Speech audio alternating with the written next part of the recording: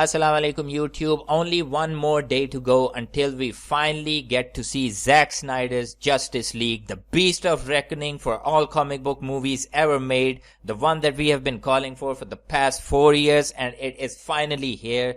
Only a few more hours to go and the feeling is surreal but really hyped at this point. I have logged off all of my social medias.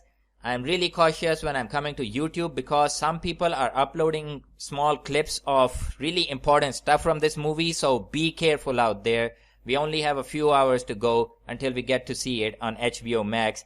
And you know what? I really hope that the servers of HBO Max end up crashing so that Warner Brothers can finally see how much of a big demand there was for this movie.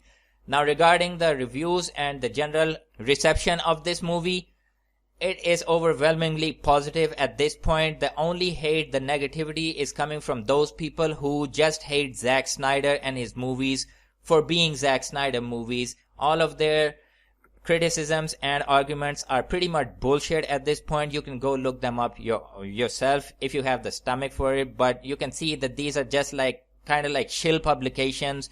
These are people who just hate Zack Snyder for being Zack Snyder, I guess. So you can't expect anything good from them. But enough about that. The main reason why I'm making this video right now is to address a misconception that I'm seeing a lot on the internet, and it's like blooming into something, and that is this movie is 4 hours long and it could have never worked as a theoretical release back in 2017. And to that I only have to say, of course, we're never gonna work as a cinema release because nobody is stupid enough to release a 4-hour plus movie in cinemas in this day and age. And Zack Snyder was never gonna release a 4-hour movie back in 2017 in cinemas. That's just plain stupid. It's common sense.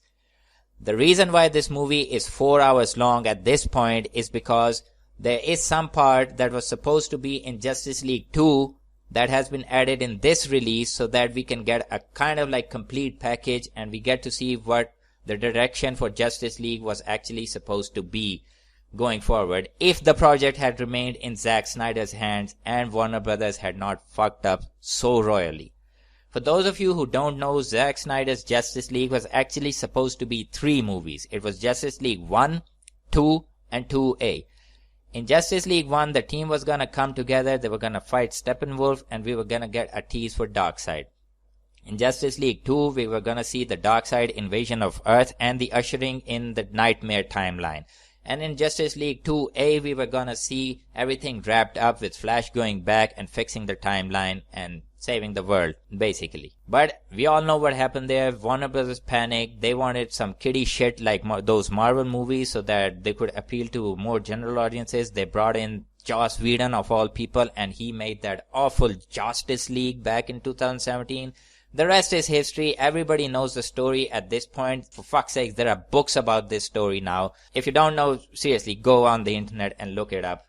Many people have made videos about it. But this misconception that this movie could have never worked as a cinema release is really wrong, and it's misleading when the fact of the matter is this movie was actually going to be a part of a trilogy, and all of those movies were gonna come out one by one in cinemas like normal movies do, and I'm pretty sure they would have made much more sense, and I'm pretty sure they would have made much more money and success to Warner Brothers if they would have just manned up, had gone with the Zack Snyder plan for their DCEU. But that's history. It's all in the past. Nothing can be changed now. We can only hope that Warner Brothers actually learns from their mistake, and I really hope this movie ends up being a big success so AT&T can come in and punch Warner Brothers in the face and say that we're gonna restore the Snyderverse, and that's the end of it.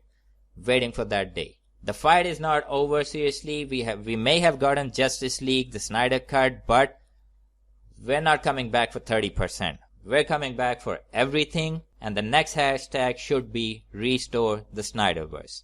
Thank you. Have a good day. Peace out.